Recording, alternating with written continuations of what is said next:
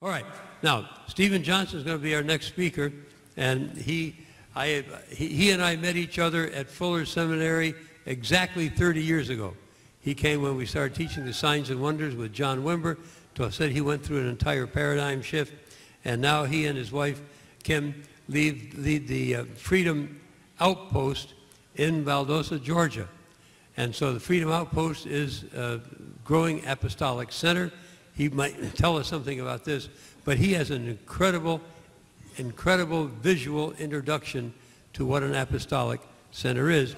Let's welcome Stephen Johnson.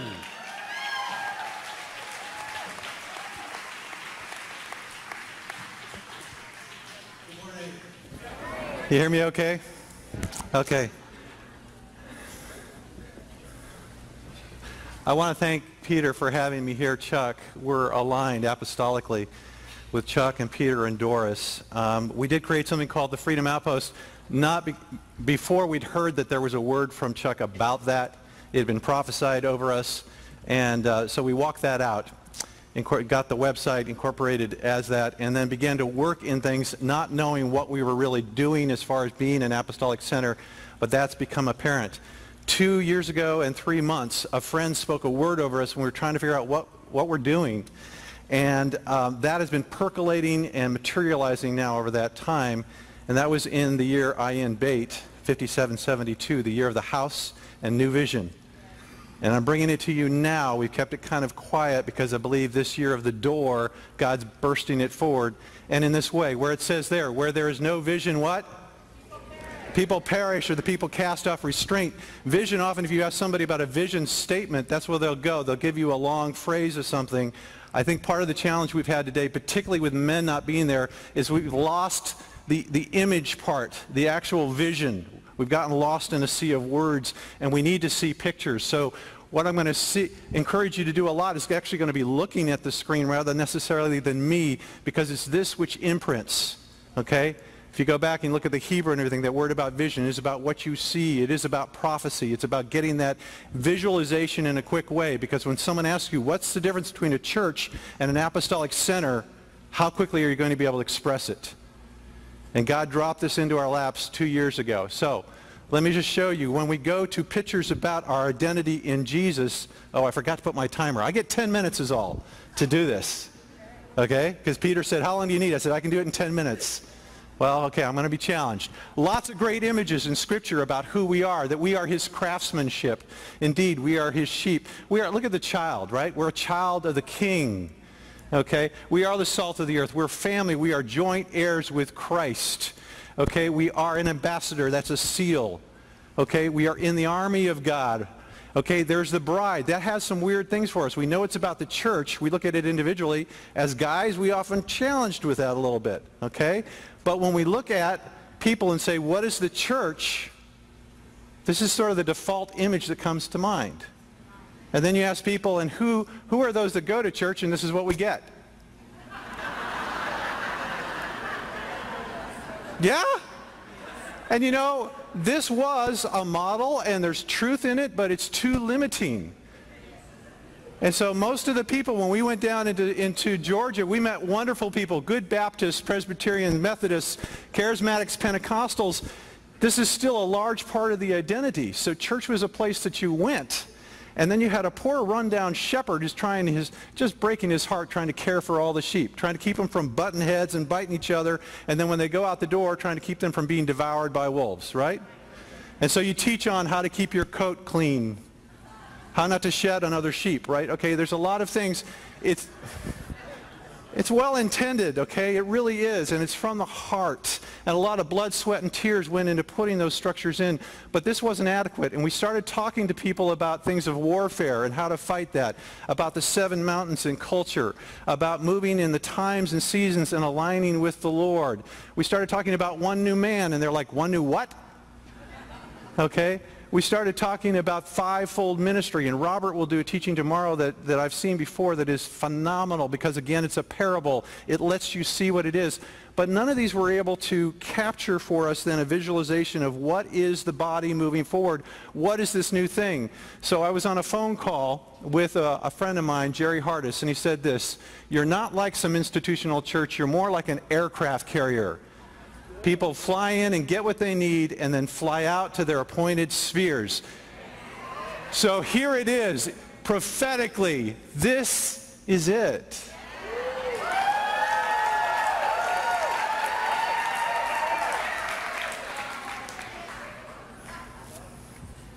It's not stuck. It's not stationary. It's not limited by four walls. It's not a holding pen for sheep. Instead, it carries the heirs of the kingdom to do the work. And so it's armed and it's an agile platform. The word platform is really important. And it's moving the heirs. And because it's moving the heirs, you know what that makes it?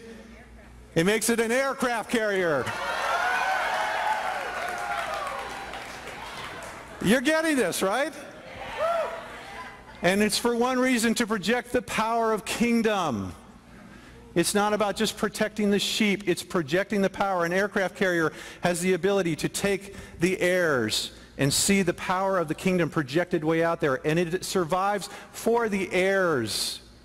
It is to facilitate and give them a place to land. And I'm going to just show you briefly what that. By the way, this comes from a Northrop Grumman ad. I'm going to show you what the bottom caption says: 90,000 tons of diplomacy. Because here's the reality: where you have an apostolic center, where you have an aircraft carrier, you are pressing out that into the territory, and it affects the entire thing.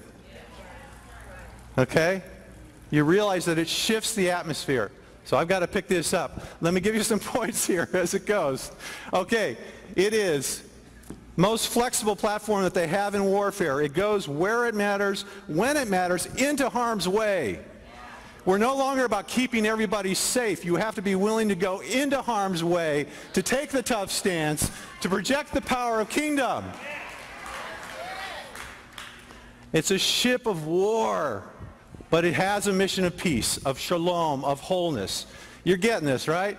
In this model, by the way, every person has a mission. And every person is armed and dangerous and is baked into their DNA. Okay, we want to come and bring that out and perk that out, help them identify it, help them develop it so they're walking in their mission. It's a platform for those who are already sent. Do you get that? There's a sending aspect, but the reason they're showing up on your carrier is they've already been sent. But they're in need of alignment, of support, of training, of fuel, of repair, and intel on the battle. This all comes together in the carrier. Now, how do we still function? We're still doing the worship. We're still doing prophecy. We're still ministering. But we keep this clear about what's happening when people are together. So, briefly, this is what happens every week, and it's happening to you right now. This is an aircraft carrier. Agreed? Right now. You came into land. Do you know what that's the most terrifying, hard thing to do? My guess is there are a number of you who aren't here. How am I speaking to you then? But anyway, because you had problems landing. It's the toughest part, the level of warfare that goes on. So you land, you find a place. By the way, that landing, it takes place with a tail hook. It is deep into the core of you, and you choose. You've got to move because it's moving. And you find it, and it connects with you. Then, of course, some of you land well and some not so well, and we have to hose you down. Then, of course, there's a lot of us need repair. It's an ongoing basis. You're in a battle. We expect it. Of course, you've got to be recalibrated constantly. You have to regain the mind of Christ. Then you've got to get fuel. You've been getting fueled. You've been getting recalibrated. All that's happening even now while you sit here. And then we're going to have to be rearmed. This is giving you another armament for the battle.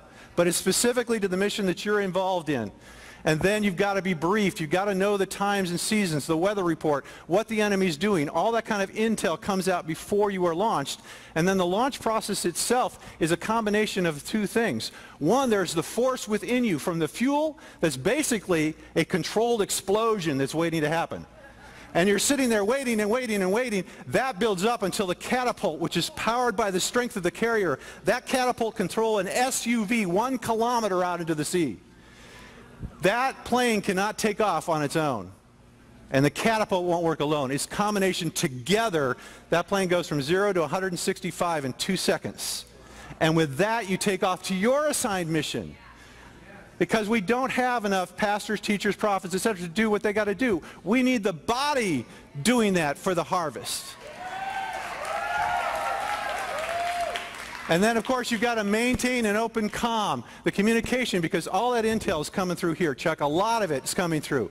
What's going on with the enemy, the battle, the times and the seasons, that's being communicated. The carrier's in contact with satellites, with AWACS. There's a lot of intel going on that's connecting in with those that are out on assignment. So we keep that open comm so they don't just go off onto the horizon to never, never. So this cycle goes around and around and around. And each time, it's the same process. The landing, the recalibrating, the refueling, there's repairing going on, the briefing, the launching, and the open comm. And it's hosting the presence of God is where that happens. Okay, a couple other things. Course changes with a carrier are expected. You're expected to be in motion. You know the only way you can get a plane to take off is they turn the carrier into the wind, into the resistance. So those changes, the new missions and assignments are anticipated. They're not fought. There's not that resistance. You're aware that it's got to happen. The turnover in the crew is normal and expected. We have to stop getting possessive about the people God sends to us. They're there for a time. I don't own you. You're owned a kingdom. I'm getting flashed 1 minute, so I'm walking through this fast. You're assigned for a time, and it's expected. Bless you. You bring your gifts, your abilities, your skills. You pour those out. You get the training. You get the understanding. You're going to see the fivefold, how that works. Then you may have to rotate out. It's good. Bless you. We have a lot of people that come to us, and they're still very active in all these different churches around the place, and we want them moving in that for it. Okay? We've got to get more and more of this cross-pollination that's happening. And then this is important. A carrier never goes out alone. It's always part of a carrier strike group. In that group, there are at least 1 cruiser, 2 destroyers. There's a submarine, supply ships, and there's an admiral on board. Those will represent other ministries, businesses, other alliances that you have. You're working together. There are some that aren't supposed to be carriers. You have to embrace the other model that's out there. Okay, so here is the picture.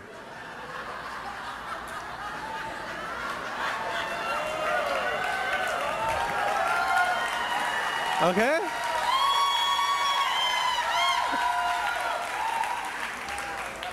Now, let me tell you, the truth of the matter is, those sheep can be those planes. And that structure can become that carrier.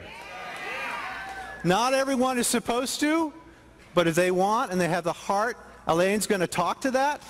That transformation has happened. It's shifted.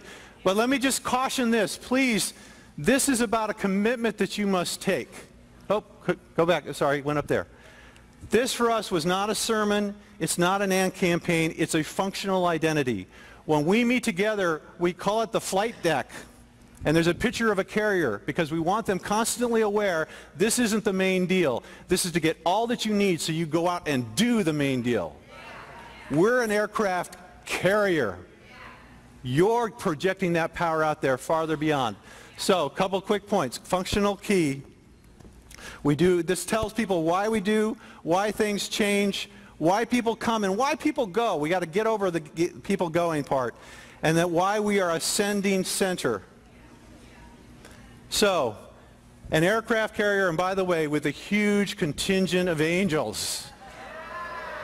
A Freedom Outpost, we found this out later, scared the tar out of me. I didn't know that part of what we were dealing with was a massive contingent of angels that were assigned.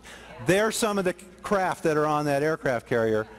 This is part of an image. It's a new parable for a new wineskin. So when people come and say, well, what do you do? And I say, well, we're not like an institutional church. We're like an aircraft carrier. People fly in, they get what they need, recalibrate, refuel, repair, they get briefed, and we launch them back into their mission because that's where it has to happen. Okay?